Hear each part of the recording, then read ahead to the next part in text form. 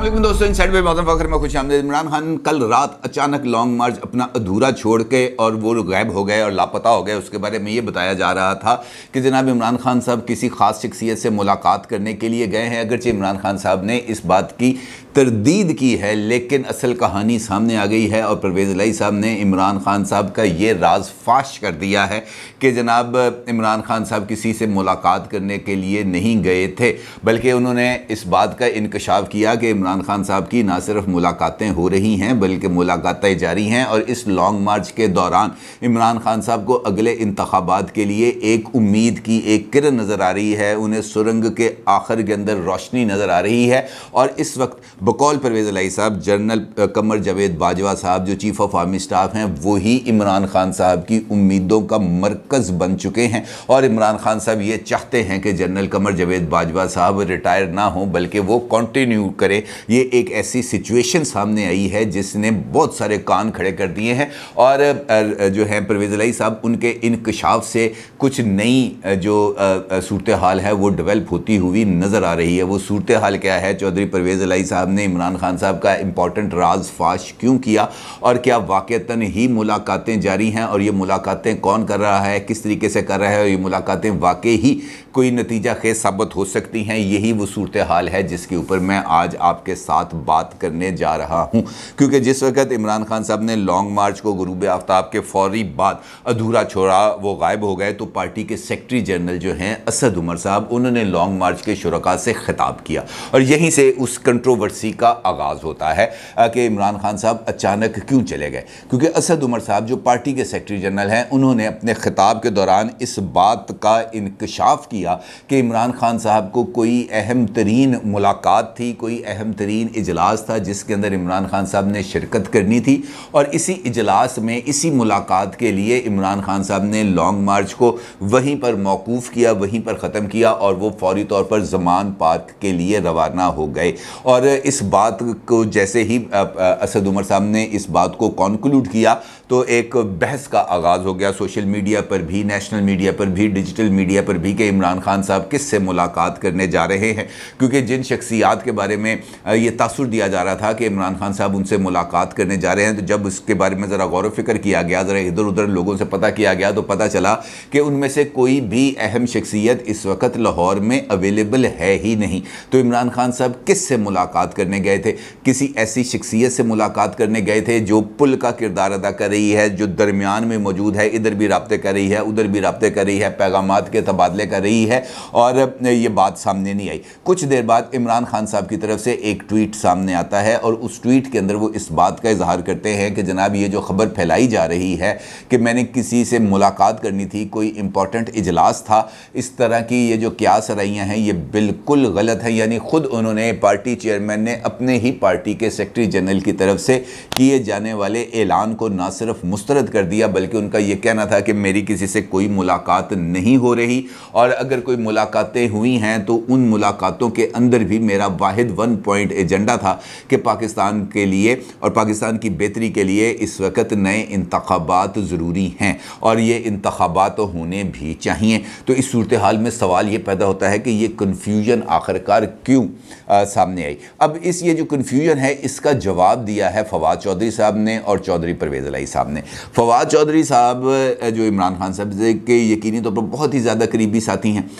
उनकी तरफ से एक स्टेटमेंट सामने आई और उस स्टेटमेंट के अंदर फवाद चौधरी साहब का ये कहना था कि जनाब ये जो मुलाकातें या राब्ते हैं हम उसी जगह पर करेंगे जहाँ से हमें कोई रिज़ल्ट्स मिलने हैं और इसके अलावा इधर उधर से टकरे मारने के लिए, कठपुतलियों के साथ बात करने के लिए हम तैयार नहीं हैं। हुकूमत से सिर्फ़ और सिर्फ उसी वक्त बातचीत होगी जब हुकूमत इंतखाबात की तारीख देगी। और उनका ये कहना था कि ये जो राब्ते की ज़िम्मेदारी है इस वक्त पार्टी के अंदर किसी के पास ये ज़िम्मेदारी नहीं है कि वो इस्टेब्लिशमेंट के साथ मुलाकातें करे और राब्ते करे। इस वक्त जो मुलाकातों की ज़िम्मेदारी है वो है सदर आरिफ अलवी साहब के पास और सदर आरिफ अलवी साहब ही हर तरफ राब्ता कर रहे हैं, यानी हुकूमत के साथ भी आरिफ अलवी साहब राब्ते में हैं और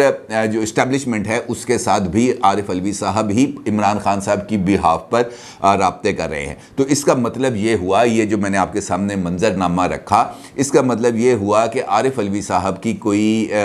बातचीत हुई या किसी जगह पर कोई राब्ता हुआ जिसके ऊपर आरिफ अलवी साहब ने इमरान खान साहब को ब्रीफिंग देनी थी या उनके साथ बात करनी थी लॉन्ग मार्च के दौरान, या वहाँ पर मौजूद जो लोग हैं वहाँ पर मौजूद शोर शराबे के अंदर आरिफ अलवी साहब इमरान खान साहब को वो मैसेज कॉन्वे नहीं कर पा रहे थे, इसीलिए इमरान खान साहब ने लॉन्ग मार्च को अधूरा छोड़ा और वो वापस ज़मान पार्क आ गए। ये एक स्टोरी का एक रुख है। जबकि चौधरी परवेज़ इलाही साहब जो वज़ीर आला पंजाब हैं, उन्होंने इस सारे मौक़िफ़ से, इस सारी लाइन से हटकर जो है वो मौक़िफ़ इख्तियार किया है और कुछ इस हवाले से ख़बर भी मौजूद है जो इस वक्त ज़ेर गर्दिश भी है और इस बारे में कुछ मुसद्दक़ा इतलात भी हैं कि कल रात को ईवान वज़ीर आला में रात 12 बजे से लेकर तकरीबन 2-2:30 बजे तक एक इम्पॉर्टेंट सिटिंग हुई है। ये एक कंफर्म किस्म की सिचुएशन है और चौधरी परवेज़ इलाही साहब का इस हवाले से ये मानना है कि इमरान खान साहब वहाँ बात करेंगे जिथे गल मुकदी है, यानी जहाँ पर जाकर बात ने ख़त्म होना है या जहाँ से हकीकी तौर पर इमरान खान साहब को रिलीफ मिलना है, इमरान खान साहब सिर्फ उसी जगह पर बात करेंगे। अब मैं आपको ज़रा इस वजह से ये थोड़ी सी तमहीद या थोड़ा सा ये आपको ये सारा मंजरनामा इस वजह से बयान कर रहा हूँ कि कल शहबाज शरीफ साहब के साथ हमारी एक मुलाकात हुई थी और उस मुलाकात के अंदर शहबाज शरीफ साहब ने भी इस बात का इंकशाफ किया था कि आज से कुछ हफ्ते पहले इमरान खान साहब की तरफ से एक पैगाम आया था जो मुश्तरका दोस्त की तरफ से था और उसके अंदर 2 बातों पर बातचीत करने की ख्वाहिश का इजहार किया गया था। एक चीफ ऑफ आर्मी स्टाफ की अपॉइंटमेंट के हवाले से और एक इंतखाबात के हवाले से, जिस पर चीफ ऑफ आर्मी स्टाफ की अपॉइंटमेंट के हवाले से चौधरी ये जो है शहबाज शरीफ साहब उन्होंने मुकम्मल तौर पर उनको ना कर दी थी। उन्होंने कहा जी इस मसले पर, इस मामले के ऊपर आपके साथ किसी तरह की कोई बातचीत नहीं होगी, इंतखाबात के लिए भी बातचीत गैर मशरूत तौर पर होगी। अलबत्ता चौधरी परवेज़ इलाही साहब ये जो बातें कर रहे हैं या जिसका उन्होंने ज़िक्र किया है उस पे उनका ये कहना है चौधरी परवेज़ इलाही साहब का कि जनाब इमरान खान जहाँ पर बात करेंगे वहीं पर बात ख़त्म होगी, यानी वो उनसे बात करेंगे जो इमरान खान को इलेक्शन दे सकते हैं। यानी उनका ये कहना था कि इमरान खान साहब अगर इलेक्शंस के लिए बात करेंगे तो वो फ़ौज से करेंगे बात, पाकिस्तान की इस्टेब्लिशमेंट से करेंगे बात। अब दूसरी जानिब जो 2 जनरल्स थे जिनकी प्रेस कॉन्फ्रेंस सामने आई, उन्होंने वाज़ेह तौर पर इस बात का ऐलान कर दिया और पब्लिकली किया, ऑन रिकॉर्ड किया, कौम के सामने किया कि जनाब हम एपॉलिटिकल हैं, हमारा अब ये इंस्टीट्यूशनल डिसीजन है कि हम किसी भी तरह की सियासी मुदाखलत नहीं करेंगे। तो इस बात का मतलब ये हुआ कि इमरान खान साहब एक मरतबा फिर पाकिस्तान की फ़ौज को, पाकिस्तान की इस्टेब्लिशमेंट को सियासत के अंदर उनके रोल से बढ़कर बुलाना चाहते हैं और ये चाहते हैं कि जनाब आप हमें इलेक्शन लेके दें। और इसका मतलब ये हुआ कि इमरान खान साहब के इस लॉन्ग मार्च का जो बुनियादी जो जुज़ है या जो टारगेट है वो पाकिस्तान की इस्टेब्लिशमेंट है जिनको वो इस्तेमाल करना चाहते हैं। यहाँ तक होगी बात क्लियर। अब इस वक्त मौजूदा हालात में चौधरी परवेज़ इलाही साहब के बयान के बाद, आरिफ अलवी साहब की भाग दौड़ के बाद और इमरान खान साहब की तरफ से इस्टेब्लिशमेंट पर तनकीद के बाद ये एक बात अभी भी यही सामने आ रही है कि इस वक्त इमरान खान साहब, चौधरी परवेज़ इलाही साहब, आरिफ अलवी साहब, इन तमाम लोगों की उम्मीदों का मरकज़ पाकिस्तान की इस्टेब्लिशमेंट है और इस्टेब्लिशमेंट का सरबराह यानी chief of army staff general Qamar Javed Bajwa साहब ही हैं और वो उन्हीं से अपने लिए रिलीफ की तवक्को रखते हैं। और इसके बारे में चौधरी परवेज़ इलाही साहब ने जो बात की, उनका ये कहना था कि हमें उम्मीद है कि बातचीत से कोई नतीजा निकल आएगा। जनरल बाजवा साहब का रिटायर ना होना यानी उनका रिटायरमेंट ना लेना इस वक्त बेहतर है। जनरल कमर जावेद बाजवा ने चीन, सऊदी अरब, कतर जाकर ताल्लुकात बेहतर किए हैं। आर्मी चीफ की एक्सटेंशन पीडीएम, वज़ीर आज़म और इमरान खान भी चाहते हैं और मैं भी यही चाहता हूँ कि जनरल बाजवा साहब ना जाएं, वो मौजूद रहें और वो अपने लिए ये जो उनकी जो ओहदा है वो इस ओहदे पर मज़ीद कुछ अरसा इस पर फाइज रहें। अब ये वाली जो सिचुएशन है ये इनफैक्ट वही जिसको मैं सेफ़ अल्फाज के अंदर ये कह सकूँ, ये वही कैरेट है जो बताई जा रही है कि जनाब आप ना जाएं, आप इस वक्त हमारे लिए सबसे ज़्यादा नागुज़ीर हैं। इस बात का मतलब ये हुआ कि उनको कुछ इस तरह के इशारे मिल रहे हैं कि जो फ्यूचर सेटअप बन रहा है, जिसके बारे में इंस्टीट्यूशन ने इस बात का हतमी फैसला कर लिया है कि वो एपॉलिटिकल रहेंगे, गैर सियासी रहेंगे, सियासत के अंदर किसी तरह की कोई मुदाखलत नहीं करेंगे। जनरल बाजवा साहब के मंजर से हटने के बाद इंस्टीट्यूशन लेटर एंड स्पिरिट के अंदर इसी फ़लसफ़े पर अमल करेगा, क्योंकि ये फैसला बकौल DGISI पाकिस्तान के जो सुप्रीम है फ़ौज की जो एलीट क्लास है या उनके जो कमांडर्स हैं, उन्होंने इस बात का फ़ैसला किया है। और ये वो तमाम के तमाम कमांडर्स हैं जिन्होंने अगले 20 से 25 साल के अंदर पाक फ़ौज को लेके आगे भी चढ़ना है, और उनमें से कुछ लोगों ने आके पाक फ़ौज की क़यादत भी करनी है। लिहाजा इसका मतलब ये है कि वो जो ये जो कमांडर्स हैं पाकिस्तान, जिन्हें हम फॉर्मेशन कमांडर्स कहते हैं, ये बात फॉर्मेशन कमांडर्स से शुरू होती है और हमारे कोर कमांडर्स तक आती है। इसका मतलब ये है कि ये जो इंस्टीट्यूशनल स्ट्रक्चर है, इस इंस्टीट्यूशनल स्ट्रक्चर ने बहुत ज़्यादा बहस मुबासे के बाद इस बात को तस्लीम कर लिया है। फिर इमरान खान साहब कल रात को अचानक कहाँ पर चले गए? चूँकि परवेज़ इलाही साहब ने जिस बात की तरफ इशारा दिया है वो बात बहुत ही ज़्यादा रेलिवेंट लग रही है। वो इस वजह से कि इमरान खान साहब की अगर बातचीत होगी तो वो इसी लेवल पर होगी। और मैं आपको याद दिलाता चलूँ कि इमरान खान साहब के लॉन्ग मार्च से पहले यानी 17 अक्टूबर को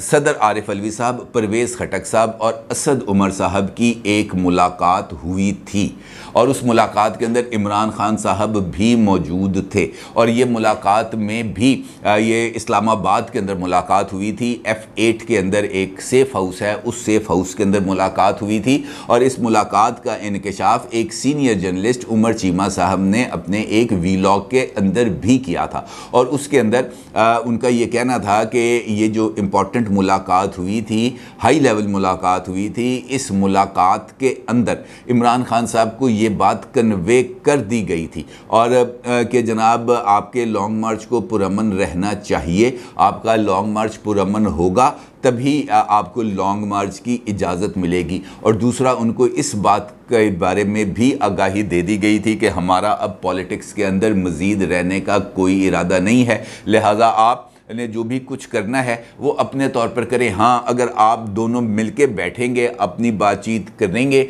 और उसके अंदर किसी तरह की कोई फैसिलिटेशन अगर आपको चाहिए होगी तो वो फैसिलिटेशन प्रोवाइड कर दी जाएगी, लेकिन आइन के दायरा कार में रहते हुए मावरा आइन किसी तरह का कोई कदम नहीं उठाया जाएगा। और ये साफ जवाब मिलने के बाद ही इमरान खान साहब की तरफ से ना सिर्फ लॉन्ग मार्च का ऐलान किया गया था, बल्कि एक सोची समझी मुहिम का आगाज़ भी किया गया था, जिसका आगाज़ उन्होंने किया था आज़म स्वाति साहब की तरफ से की जाने वाली प्रेस कॉन्फ्रेंस में, जो उन्होंने आज़म स्वाति को अपने साथ बिठा के की थी, जिसके अंदर उन्होंने लॉन्ग मार्च का इंदिया दिया था कि वो जुमे को लॉन्ग मार्च करेंगे। और फिर उन्होंने इस बात की तरफ इशारा भी किया था कि आज़म स्वाति साहब दोबारा भी प्रेस कॉन्फ्रेंस करेंगे। और फिर आज़म स्वाति साहब ने दोबारा प्रेस कॉन्फ्रेंस की भी, 2 अफसरान के नाम भी लिए, जिसके बाद फिर इमरान खान साहब ने ये जो अपनी मुहिम चलाई। और इसी दौरान ये दो जर्नल से यानी DGISI और DGISPR इन्होंने भी प्रेस कॉन्फ्रेंस की। इसका मतलब ये जो मैंने सारी बात आपके सामने रखी है, इसका मतलब ये है कि इमरान खान साहब अब भी उसी तरफ देख रहे हैं जहां पर उनको माजी के अंदर किसी तरह के कोई फ़वाइद मिले थे। दूसरी जानिब जो कल रात मीटिंग हुई है चीफ मिनिस्टर ऑफिस के अंदर, जिसके अंदर इमरान खान साहब बताया जा रहा है कि वो शरीक हुए थे, रात 12 बजे के करीब ये मीटिंग हुई थी, जो रात के 2:30-3 बजे तक ये मीटिंग जारी रही। और सुना है कि इस मीटिंग के अंदर भी खासी गर्मा गर्मी हुई, क्योंकि जो लोग वहाँ पर मौजूद थे उन्होंने इमरान खान साहब को ये मशवरा दिया कि जनाब आप जो है ये जो इस वक्त आप लॉन्ग मार्च के दौरान ये जो तकरीरें कर रहे हैं ये बैक चैनल को मुतासर कर सकती हैं, और आरिफ अलवी साहब जो कोशिशें कर रहे हैं वो कोशिशें ख़राब हो सकती हैं। चूँकि आप अब नाम ले रहे हैं, आप DGISI को चैलेंज कर रहे हैं, आप उनके साथ साथ 2 और अफसरों को बाज़ाब्ता तौर पर नाम लेकर तनकीद का निशाना बना रहे हैं। इसकी वजह से आपके लिए जो ऑप्शंस हैं वो बहुत ज़्यादा महदूद होती चली जाएंगी। और अगर आपने इस रविश को ख़त्म ना किया, ये ख़ुद पाकिस्तान तहरीके इंसाफ की लीडरशिप ने इमरान खान को भी बताया है, और जो मुस्लिम लीग काफ की नुमाइंदगी कर रहे थे वहाँ पर असहाब, उन्होंने भी इमरान खान साहब को ये बात बावर कराई है। लेकिन इतलात ये हैं कि इमरान खान साहब ने इस बात से उस वक्त तक पीछे हटने से इनकार कर दिया है जब तक उनका ये कहना है कि ये मुझे इलेक्शन की तारीख नहीं देते। यानी इमरान खान साहब अभी तक अपने इस मौक़िफ़ पर, यानी फ़ौज को या इस्टेब्लिशमेंट को दबाव में लाने की जो उनकी प्लानिंग है वो उसके ऊपर कायम है। और उनका ये मानना है कि जब तक हम ये दबाव वाली पॉलिसी को जारी रखेंगे उस वक्त तक ये लोग हमारे साथ राब्ते में रहेंगे। अगर हमने ज़रा सी भी लचक का मुजाहरा किया तो ये लोग निकल जाएंगे आगे की तरफ, और उसके बाद किसी ने हमें पल्ला नहीं पकड़ाना। और इस सारे सिनेरियो के अंदर जो ख़तरनाक मामला सामने आया था वो था अली अमीन गंडापुर साहब की ऑडियो लीक का, जिस पर अली अमीन गंडापुर साहब ने कल मुख्तलिफ टीवी चैनल्स के ऊपर ना सिर्फ बात की बल्कि तमाम टीवी चैनल्स के ऊपर होने वाली गुफ्तगू जो खुद अली अमीन गंडापुर साहब ने की उसके अंदर उन्होंने इस बात की तरदीद नहीं की कि ये ऑडियो मेरी नहीं है। किसी जगह पर उन्होंने इस बात, बल्कि वो जस्टिफिकेशंस देते रहे कि जनाब ये जो असला है ये लाइसेंस वाला है, लाइसेंस वाला असला रखने की इजाज़त है, अगर हम पर तशद्दुद किया गया तो हमने चूड़ियाँ नहीं पहन रखी। इसका मतलब ये है कि वो बाज़ाब्ता तौर पर रियासत को चैलेंज कर रहे हैं कि जनाब हम ये काम करके रहेंगे। बल्कि खैबर पख्तूनख्वा हुकूमत के जो तर्जुमान हैं बैरिस्टर सैफ, उन्होंने भी एक बयान जारी किया है और उनका ये कहना है कि रियासती कानून हमें इस बात की इजाज़त देता है, रियासत हमें लाइसेंस ही इसी वजह से जारी करता है कि हम वो वेपन अपने पास रख सके। अगर अली अमीन गंडापुर ने लाइसेंसी असला अपने पास रखने की बात की है, लाइसेंसी असले के लिए अब बंदे से बात की है तो इसके अंदर कोई बुराई नहीं है। अब इससे बढ़कर और क्या सबूत दिया जा सकता है कि खुद पाकिस्तान तहरीक इंसाफ के अंदर भी ये वाली सोच अब परवान चढ़ चुकी है कि रियासत को चैलेंज करना उनके नज़दीक कोई मानी नहीं है, असला रखना उनके नज़दीक कोई मानी नहीं है, रिट ऑफ द स्टेट को चैलेंज करना उनके लिए कोई मसला नहीं है, कानून अगर तलब करे तो कानून के सामने पेश ना होना उनके लिए कोई मसला नहीं है। लिहाजा सेफली यही बात की जा सकती है कि इमरान खान साहब का लॉन्ग मार्च बहुत ही ज़्यादा ख़तरनाक साबित होगा अगर हकीकी मानों में इमरान खान साहब